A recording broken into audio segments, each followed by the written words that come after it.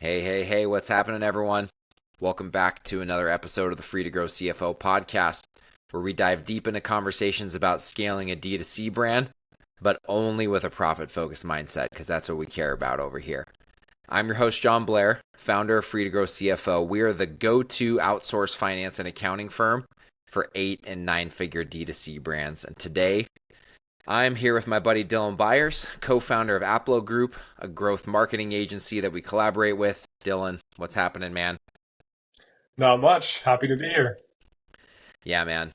This is actually my second call today with Dylan. We actually have a mutual client, and we were on a client call earlier today. So should be able to nail this one because we've this is not a dry run. We've already chatted today, and Halfway we're there. on. And actually, we were chatting about some of the exact same things we're going to be chatting about on this episode. So what are we talking about today, and why should you care? Well, what we're talking about today is the speed of scale versus profitability, right? How to strategically balance new customer acquisition with repeat purchase. Because the bottom line is, the way that I like to explain it is too many brands out there like to have their cake and eat it too. They want to grow super crazy fast, but they also want to be super crazy profitable. And the reality is, when it comes to profitability, there's a lot of drivers of profitability, but when you start talking about profitability in the context of like speed of growth, you really have to, it really, in my mind, comes down to balancing the economics of acquiring new customers versus driving repeat purchase. So we're going to get deep into that today. You don't want to miss it. But before we do, I'd love to learn a little bit more about your background and your journey to co-founding Aplo. Absolutely. I got my start in ecom on a e-commerce business that I have two other co-founders at Aplo Group, Jacob Paddock and Liam Verrigan. And Liam and I had a business prior to Aplo Group. You know, didn't end up panning out, but it was a great learning experience. And that was about, I'd say, roughly 8, 9 years ago now. And in that experience, kind of got an initial taste for all things ecom. Was a great experience. Took that experience, jumped into agency work, worked at a email marketing agency for a little bit, and then eventually, along with Liam and Jacob, launched Aplo Group. And initially started it as an email agency, eventually added paid ads, and now we really focus on growth marketing as a whole. So also do some financial modeling and forecasting work, and kind of getting into today's conversation topics are really focused about kind of that balance between both growth and profitability. So day to day at Aplo, I oversee our paid ads side of things. I do dabble a little bit in email and SMS still, kind of, it's all part of one giant funnel, but functionally most of my work is in the paid ad space nowadays. I love it. Yeah, you know what? We met Liam originally at a conference, I believe in New York or some event in New York. Yeah, And yeah. I was there too. I was he there too. Okay, yeah, so you met my partner Jeff. And like here's the Yeah. reality. Like performance marketing agencies, most of them don't call themselves growth marketing agencies. I actually like the name growth marketing agency better, but performance marketing agencies, they're a dime a dozen. There's so many of them, right? And like there's this, I don't know. I don't believe there's been this emerging trend. I'm putting this in air quotes for those of you who are watching the video of this episode. Emerging trend of like talking about profit first, right? The reality is profit first has always been there. Businesses exist to turn a profit, or else it's just an expensive hobby. That's the way that I like to explain it, right? But when there's an asset bubble, profitability profit first can be set aside in the middle of asset bubbles. And that's not just in the e-com asset bubble that we saw like, during and post COVID, but that happens in every asset bubble. I think there's an asset bubble right now in AI, right? And like, so like whenever venture money comes in and says, we don't care about profitability, we just care about growth. And investor money is basically like, driving an asset bubble. That's when people forget about profitability. But what happens when that bubble bursts? Back to the fundamentals, baby, which is a business exists to be profitable. So I actually think profit first that's just business, right? But now that people are talking about it, marketing agencies in the e-com world are getting forced, their feet are getting held to the fire, right? In ways that it wasn't, a few years ago. And the ones who get it are excelling, and the ones who don't, I believe, are being found out. Little by little, they're being found out, right? That like they don't really understand the connection between what they're doing in growth and performance marketing and profitability. And so what makes you guys different at Aplo from what I would call the average run-of-the-mill dime a dozen, like e-commerce marketing agency? Yeah. So a little bit over 2 years now, coming up on three actually, we rolled out financial modeling and forecasting as a core kind of competency in most of our growth marketing clients. So for growth marketing, to us, what that means is we're basically serving you on both paid acquisition as well as email and SMS. And I think part of the reason why we saw this trend a little bit early on was because we actually came from an email and SMS background first, which is functionally retention and trying to improve LTV, improve returning customer rates, so on and so forth. So we really understood that return customer revenue from a contribution margin standpoint, which to me or to us is essentially profit after variable costs, taking into account not necessarily all your fixed costs. On a per unit sold basis, return customers often have a lot more contribution there. So when we looked at the ad space and looked at how everyone was setting up, their KPIs and measurements and whatnot, we were like, this just doesn't make any sense. Like, there has to be some relationship between first-time and returning customer sales. Yep. And we had already had some experience with forecasting return customer revenue, because to properly build an email strategy out, you kind of have to be doing that. So that's really how we got started into that. And I think that is functionally one of our primary differentiators. And I think there's a handful of agencies now that also focus in a similar space. And like my biggest advice is like, if you're going to work with a growth marketing agency, make sure they have like a deep understanding of your financials and the financial outcomes you're trying to drive. Because if they don't, it's not necessarily that it can't work, but it's a piece of context that, in my opinion, is very much needed to properly allocate budgets inside of an ad account. So I think that's our biggest differentiator. At the end of the day, we know that brands care about one of two things: top line growth and/or bottom line profit, and it's always a relationship between the two. Totally. And we hold ourselves to the standard of that outcome, not what Facebook says or TikTok says or Klaviyo says or so on and so forth. Yeah, I love it. That's where we really hit it off with Liam, and have been excited to work with you on a mutual client. So here's the $1 million question of the episode: can a growing D2C brand have its cake and eat it too? I.e., can they scale as fast as they want and also be wildly profitable? On a dollar value basis, maybe. On a percentage basis, probably not. No, but obviously, if you if you stretch it to an extreme. So, I'll give you an example. Let's say that you have a business that has a break-even new customer ROAS of 2x, which is not uncommon. Ideally, most businesses have better margins than that, but let's just say 2x. And return customer revenue is currently sitting at 30 or 40% of the overall revenue pie. If you scale acquisition dramatically, and maybe you have a huge total addressable market, you have great ad account structure, a great large volume of winning creative, maybe you can keep on scaling it more and more and more. You're getting more and more new customers right around your break-even point. The problem with that is that's adding immediately basically nothing to your bottom line. So you're doing more in sales, but immediately in that period of time, whatever you want to measure it, let's call it a month, there is functionally no additional contribution margin added to your bottom line. Return customer revenue is somewhat fixed. Like, you control it somewhat via things like sales, promotions, product launches, effective email and SMS strategy, but you're working in a fixed realm because there's only so many people you've acquired before. And that will not scale linearly most of the time if you're scaling super quickly. So to answer your point there, yes, you can have great profits there because you're not necessarily making less money, but you're not making more money proportionally until that new customer cohort actually compounds over time.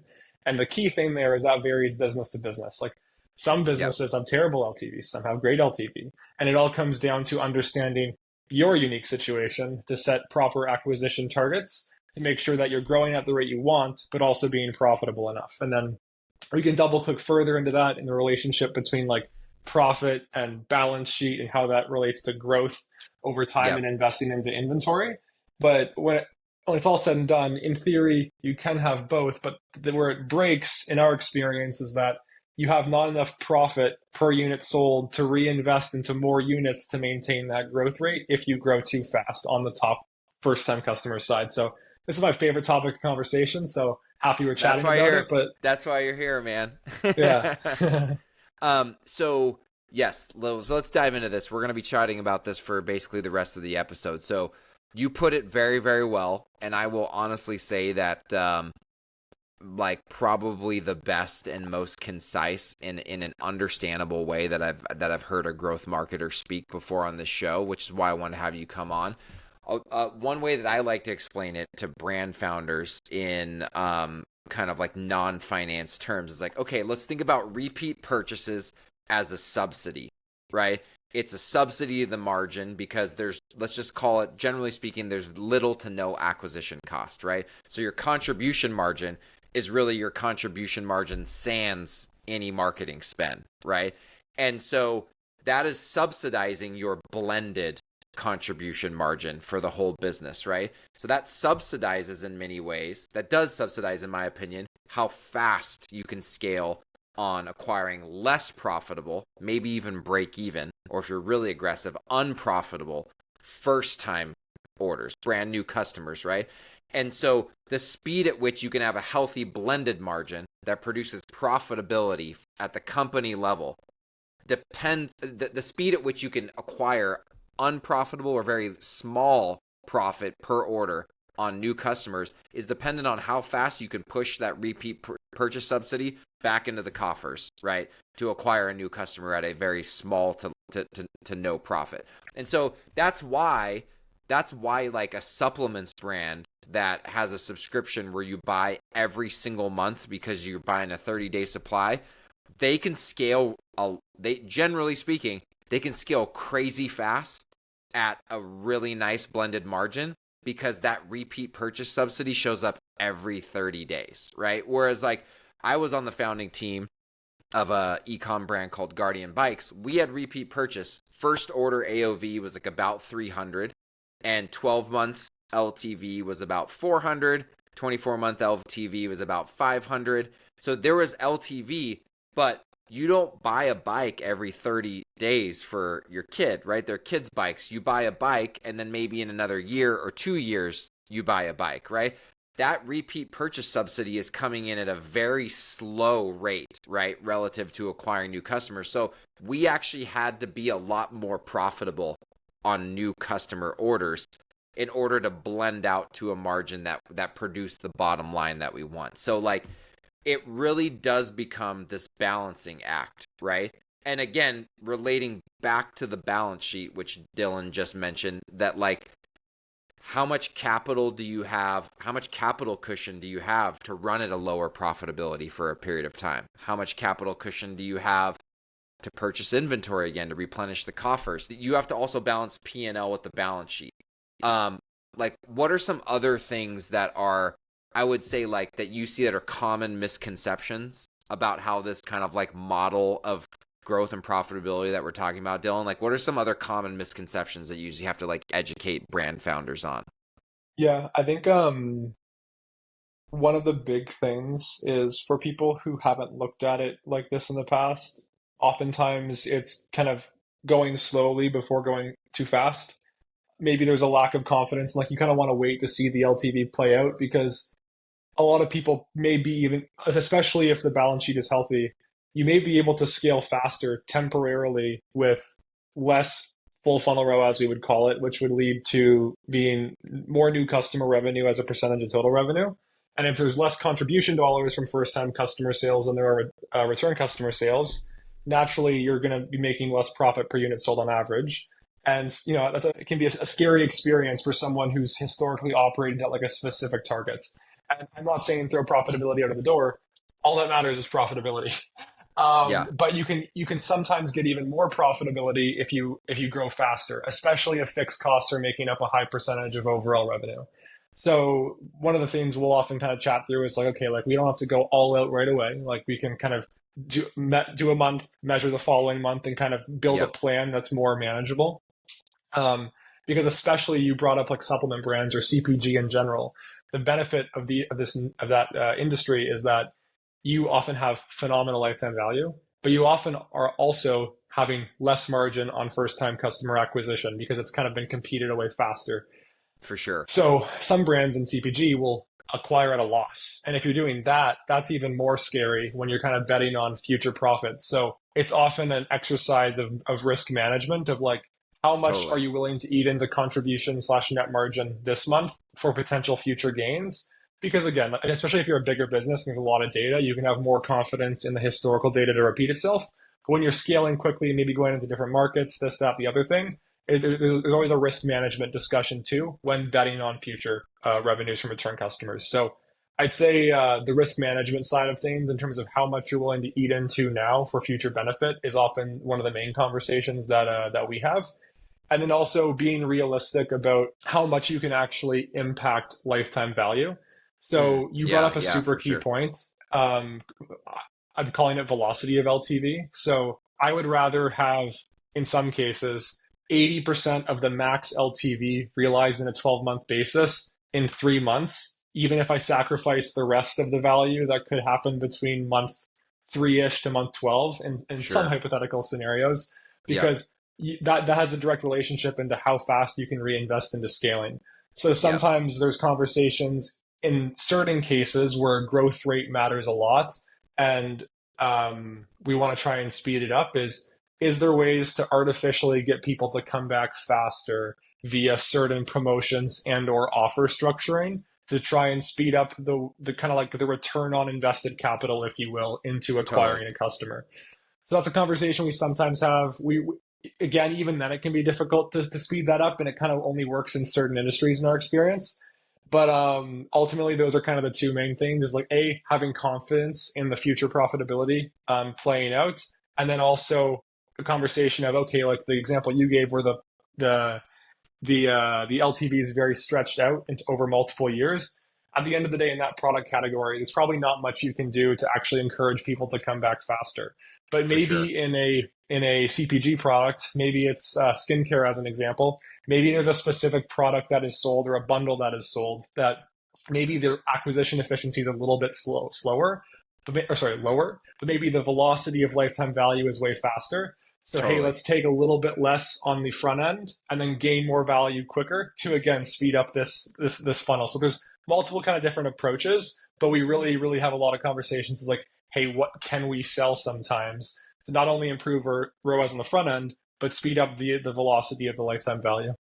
Yeah, I love it, man. And there's another thing that I keep thinking about as you're going through this, which is that when you have a higher velocity of lifetime value or of repeat purchases, you have the ability also to, generally speaking, I see on the finance side, like because you guys have a really awesome, profitability model, right? When you overlay that over the cash flow models that we build as CFOs, one of the major inputs for CPG brands and specifically D2C or e-com heavy CPG brands in their cash flow equation is inventory, right? And like if you have this high velocity of repeat purchase, and it ultimately yields and you're able to scale really fast, you can actually take a lower margin as a percentage of revenue and keep inventory turns. You can be much more efficient with your cash because you're turning through inventory, right? The faster you're turning through inventory, the more efficient your cash flow is.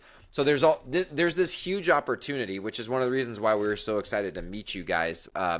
It's like there's this huge opportunity for an agency like you guys to really be looking at the profit equation the way that you do, and for us to partner with you on the cash flow side of the financial projections, because they can become a constraint and or an enabler to the other, right? So like for example, there may be a reason why we want to go more aggressive on dropping the blended margin, or as you guys call it, the full funnel ROAS, right?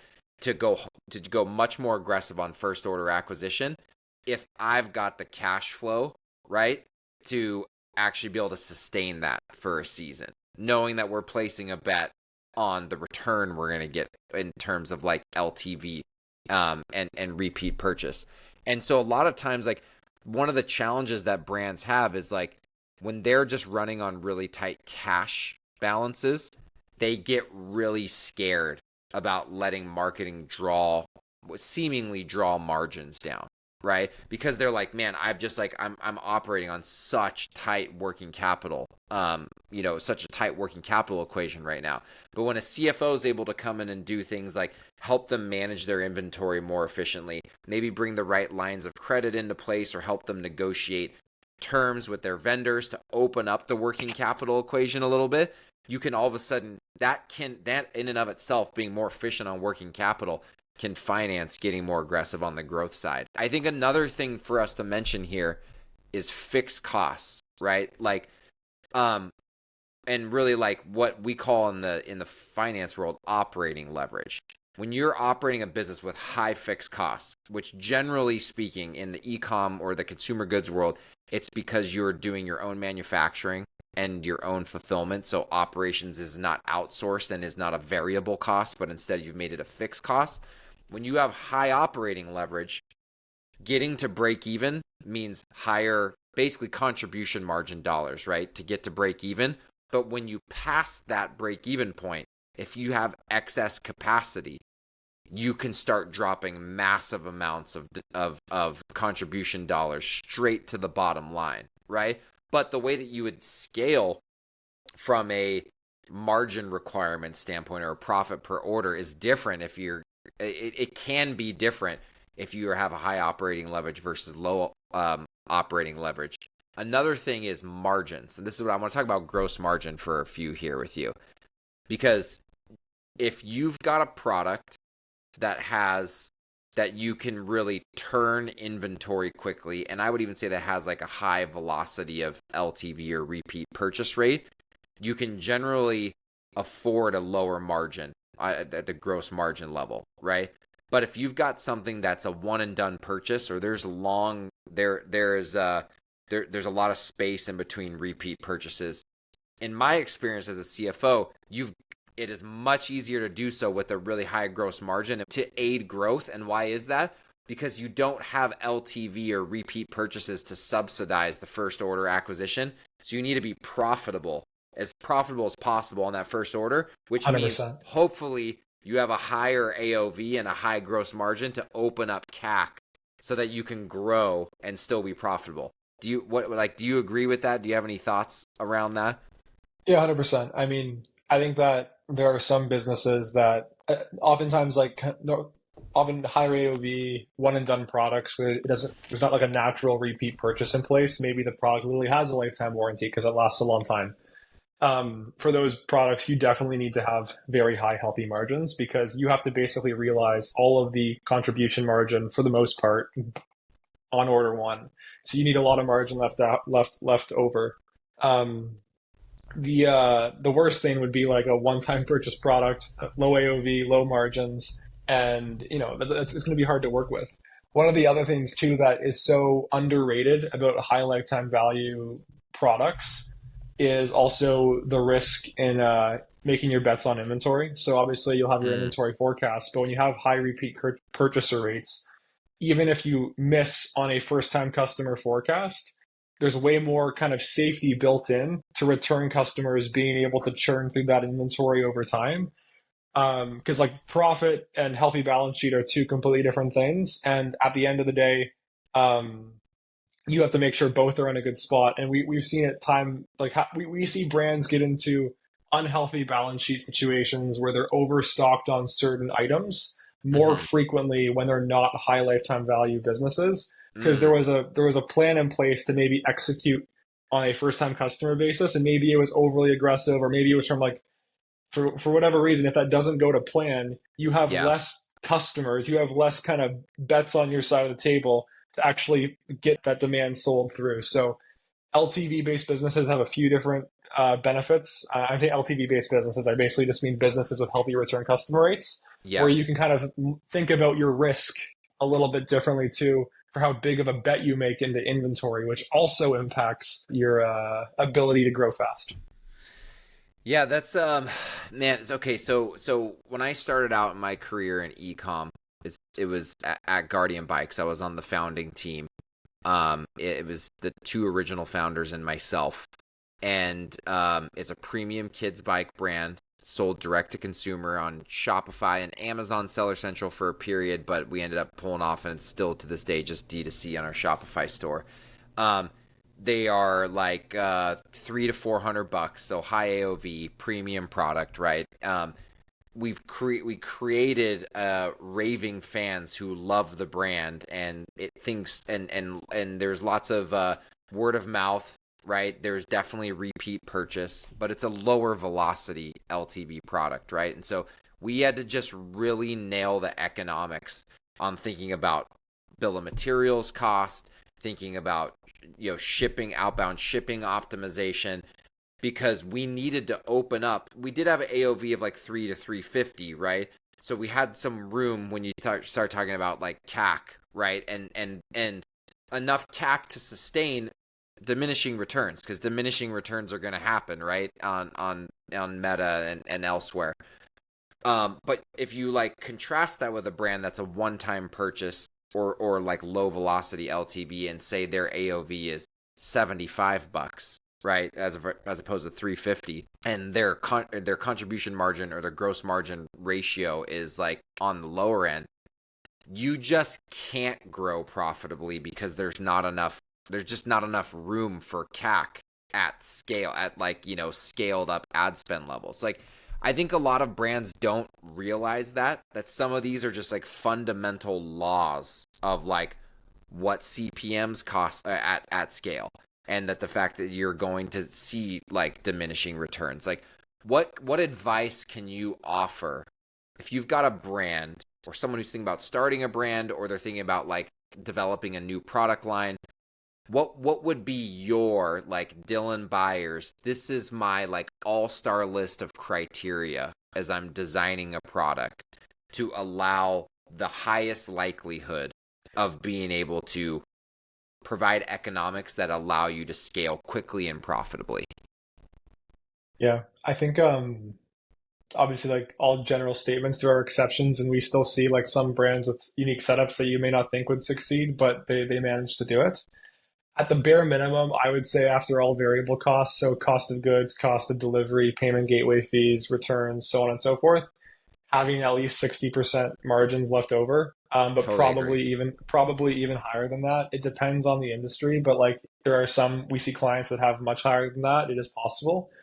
That's like a core baseline. It is just relatively rare that at scale you can achieve much above a 2x new customer ROAS. It still happens, and there Totally. are brands that can do it, but oftentimes for a lot of industries, 2x is kind of like a common level.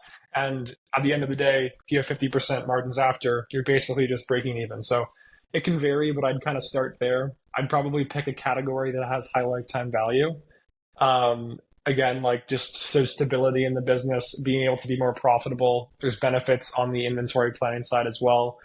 I think that is also a core thing. So focusing on at least that margin and having high lifetime value. I also do think though that like it is harder than it was 5 years ago to just come up with a half decent product and spin up Facebook ads. Like there is way more competition now, and having some unique edge is normally recommended to excel. And when I say unique edge, it doesn't have to be anything special, but you probably have to have like an actually unique product.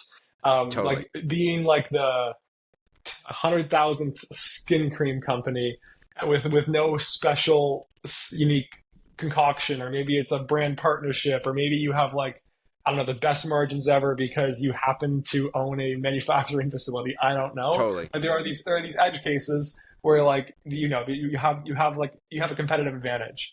But the competitive advantage of being like really, really, really good at Facebook ads, there is still value there, but the arbitrage isn't as high as it was, say, 5 years Totally. ago. So I totally agree. you need to have more. So I would only start if I have high margins, high probability of being a high LTV product, because you don't really know until you launch, but obviously like something consumable or replenishable. And then why at the starting line, like what is the actual competitive advantage I have? Totally. No, that's a great list. So when I started Free to Grow CFO, not quite 3 years ago, the only ecom brand I worked with and for was Guardian Bikes, right? And so we're kind of like Yeah. And we started back in 2016, so I feel like I mean, like we had a Magento site, and like Shopify had just like started coming out, and we moved to Shopify reluctantly, like is this gonna be like legit or not, right? And so a much different world back then in ecom. There was a lot of I would say D2C darlings who got founded around that time or a couple years before, who reached 9 figures in revenue, like spending on Google, like bottom of funnel PPC, right? Which that just doesn't exist anymore. Or like just crushing SEO, and no one else in your product category is doing that, right? And you get to 100 million in revenue. That doesn't exist anymore.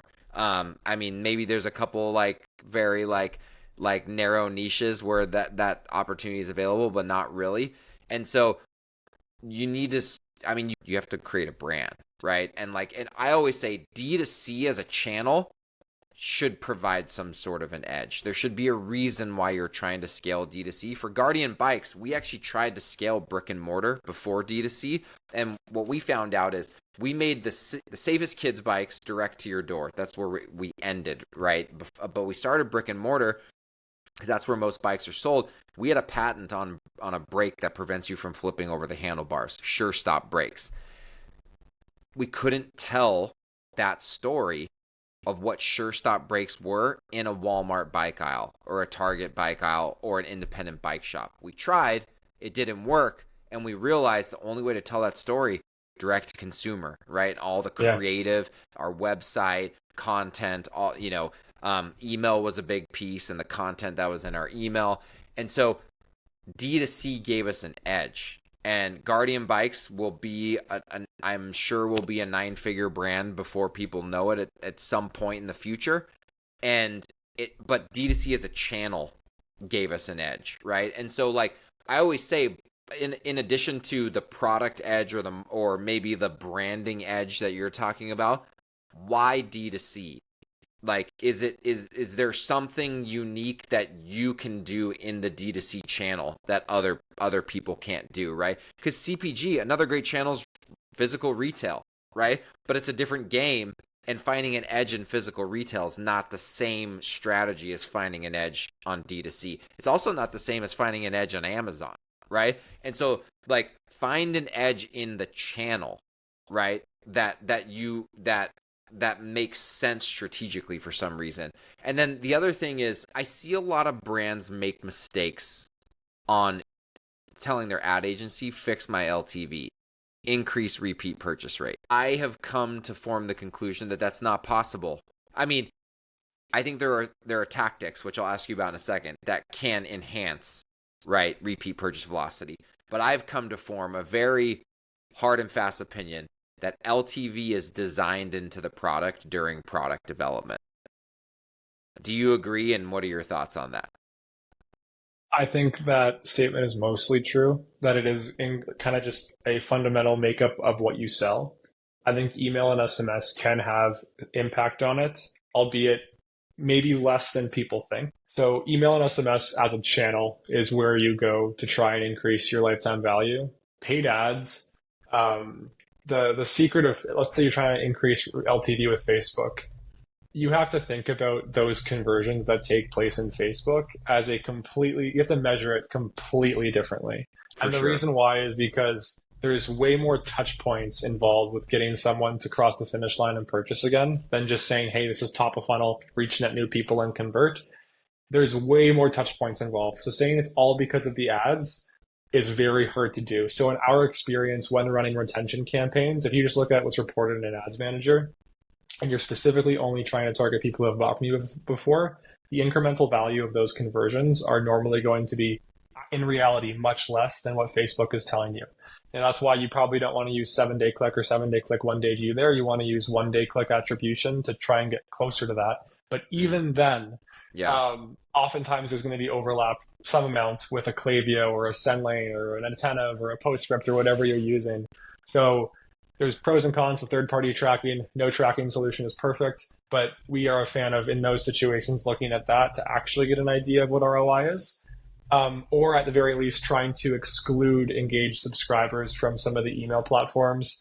In general, for most brands, especially 8-figure brands trying to scale to 9, or 7-figure brands trying to scale to 8, In our opinion, ads are predominantly just a new customer acquisition focus. And Facebook is not perfect. If you run exclusions, your ads still serve to return customers. And you can see it in the data that there are return customer sales that happen just as a byproduct at top of funnel. And I'm a fan of looking at the new customer outcome from ads and then just Mm-hmm. knowing that there's some side benefit to return customer sales as a Totally. byproduct of running ads. Totally. We basically very rarely, very, very, very rarely will run dedicated remarketing or retention campaigns. The way Facebook works nowadays is you have a core campaign that is set up to try and scale new customer acquisition. Or that's the goal for most brands with the setups that get ran nowadays. And a byproduct of it is return customer sales happen. Maybe a little bit different in different channels, but for most D2C brands, Facebook is still the predominant spender. So just kind of focusing on that one. But that's kind of my 2 cents there. Like it's very, I don't think ads meaningfully impact LTV at all. For sure, for sure. In our financial models, we have a simplified version of what you guys do on your revenue builds, and we attribute all ad spend to first time Us as customer well. revenue. And it's not perfect, but it's close enough, right? I mean, it is for all intents and purposes going to be close enough. So there's a couple other things that I was thinking about as you were talking. One, I just wanted to echo. I have, I think we have maybe a similar number of clients to you guys at any point in time. We have like 25, maybe approaching 30 or so. So we Yep. we see a decent little, sliver of data in e-com brands. And like we've, there's one brand in particular that when I started with them, they were doing 1.8 million in revenue. And today, and 2 years later, they're going to do 50 million. But the year I started with them, we went from 1.8 to 35, which was like insane, right? And I learned a lot about diminishing returns and where things kind of settle in at scale from a full funnel ROAS or MER standpoint. And I just wanted to echo that 2.0 new customer ROAS. I've seen the exact same thing in brands scaling. Again, scaling from 2 million a year in revenue to 35, which is a big jump. Like what I've found is that brands who can grow that fast and do it profitably, one, they keep their fixed costs very under control, right? And they scale That's massively. super key and super underrated. Yeah, You don't no, need a I mean, huge team in ecom. No, and at scale, this brand had like 4 to 5% of their revenue was fixed costs, right? Yeah. And I think as they're even trying to grow and expand into retail, they're getting up to like 10, 11%, which still is Yeah. fairly low when you look at that across other like verticals, right? But they keep their fixed overhead low and they scale massively on that fixed overhead. But their gross margins, like going back to what you're saying, your fully burdened gross margin, which has all variable costs before marketing spend, is like 70, 75%. And so at a 2 MER, right, they still have, we'll call it a 20 to 25% contribution margin. And then you back out 5% of sales, maybe 10% of sales for fixed overhead. And bam, you've got yourself a nice little EBITDA, right, or bottom line. And that's the way that it's done. Now, are there outliers? Of course there's outliers. I don't want anyone to think that like there's not outliers, but I very clearly see the brands that can do something like go from 1 to 50 million in just 1.5 to 2 years and produce 15 to 20% EBITDA margins. That's how they're doing it. Their gross margin is 75%, and then their marketing spend is about 50, and their fixed overhead is 5 to 10. And they have themselves a nice little EBITDA margin. And so you have to think about that on the front end when you're designing products. Can I have a 70, like, can this product actually support a 75% fully burdened gross margin, right? Can I turn a profit at the company level at a 2.0 ROAS? Like if you can pull those things off, there's nothing is guaranteed, but that's the makeup that makes it a lot easier to have your cake and eat it too. Go really fast on customer acquisition and turn a nice profit. There's 2 other things I wanted to ask you about. One is like sort of like this, I would call it like this mythical, is this true or is this not true? And I'd love to just get your take on it. And it's that like I've heard, I don't think people talk about it as much anymore. I do still hear some people talk about this, but like using Facebook to build like the conversion. What you're trying to optimize for is like converting email signups, right? And then trying to convert people specifically through email flows or campaigns. What are your thoughts? Like, again, I call it this myth because I've heard people talk about it, and in theory it sounds like a great idea, but I've seen brands try it and fail miserably. Like, have you seen it work to just focus on using Facebook to drive email signups specifically and then use email to convert them profitably? Almost never works. I've seen it work like sort of like 2 or 3 times. I say sort of because arguably was probably equal to or worse than baseline conversion optimized campaigns, and not at the same scale. So were you to scale it, that's debatable, because you compare one like initiative or one campaign at 20K a day or one campaign at $500 a day. You can't compare those two things, right? They're a little bit different. The main reason is that you're not optimizing for quality. And then as a byproduct of that, just because you're getting a certain cost per lead, it doesn't always equate to the same eventual outcome. In our experience, like one client we worked with comes to mind, and they were selling products that kind of ranged from $500 to thousands of dollars. And in that specific scenario, the consideration period was very high. So the way in which we measured performance was we understood that outside of specific kind of sale periods, the ROAS was like borderline unviable. Like the contribution margin was very low. However, kind of quarterly-ish, there would be a promotion, and there would just be a huge spike in contribution margin and sales. And the reason why was because what we were basically doing was there was a large percentage of the customer base who were cost conscious, and we would use email and SMS as a function of kind of converting that customer base. And what we were looking at was the cost per email sign up on the pop-up. And that's a metric we frequently measure and look at for a lot of clients. And essentially what that is it's saying, hey, I know that I'm running these conversion campaigns. This is my cost per purchase like this week or this month. But I also know that on average, X% of the emails I get between now and that next promo are going to convert. And I know that on average, they're going to be worth this much to me. So I can also kind of think to myself, I have extra expected value in the future as a byproduct of the spend I'm spending today. And again, there's more risk in that. The math is not always the same every time you run these sales. So I always tell people that, because it's like, you want to make sure you're also not like dipping into negative contribution margin necessarily sometimes in the lead up. But that is how I would think about it. Not so much lead gen on Facebook. Lead gen is when you're actually saying, hey, on Facebook or on Instagram, give me an email. But on a website traffic basis, where you're still optimizing for conversions and you're using your pop-up, there is scenarios where it's not like the only thing you're betting on, but it's a side metric that eventually may have some payoff in the future. That makes sense. I think that's really, really great advice.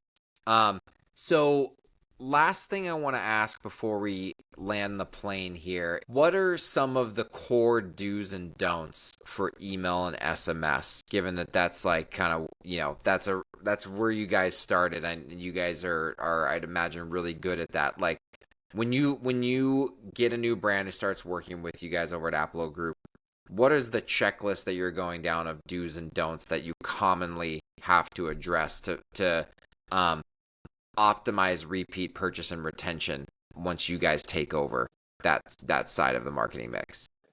Yeah, for sure. I would say that some of the most common things we kind of see for more advanced businesses is like incredible intricacies in their automations, to a point where like if you just made like people will chase trying to improve a very specific flow for a tiny subset of customers. Like maybe you identify that 1% of your customer base buys this category and you want to build out a specific flow for that specific thing that ends up yielding a tiny amount. That's a lot of work. You're adding a lot of net new emails to the entire like construction of the email account. And alternatively, you may be able to create just as much value by split testing a subject line in your second, third, or fourth welcome series email. So oftentimes we see like kind of like very complicated accounts for the sake of complexity, when there's simplicity actually could serve a superior outcome.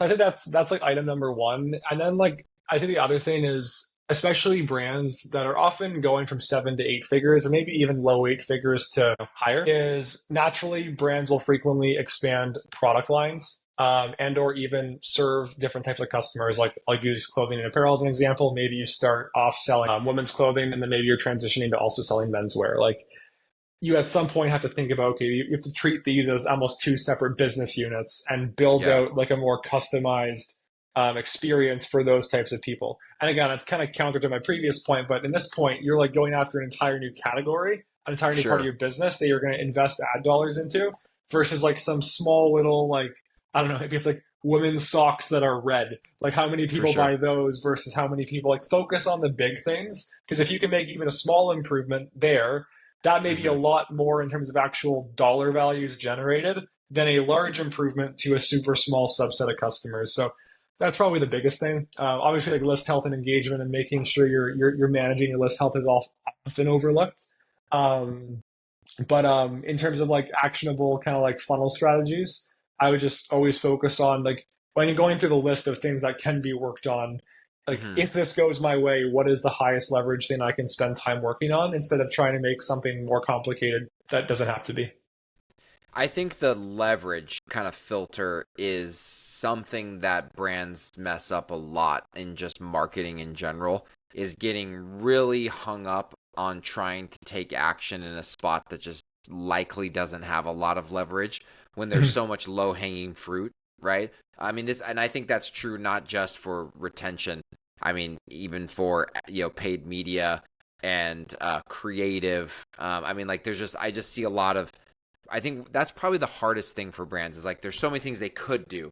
How do they determine what really has the highest leverage or potential leverage and what doesn't? And it, at the end of the day, that's strategy in general. You can apply to all functions in your business. Is like we're always trying to tackle the next task or initiative or project that potentially has the highest leverage to get us closest to our goals. So I think that's like super, super awesome advice.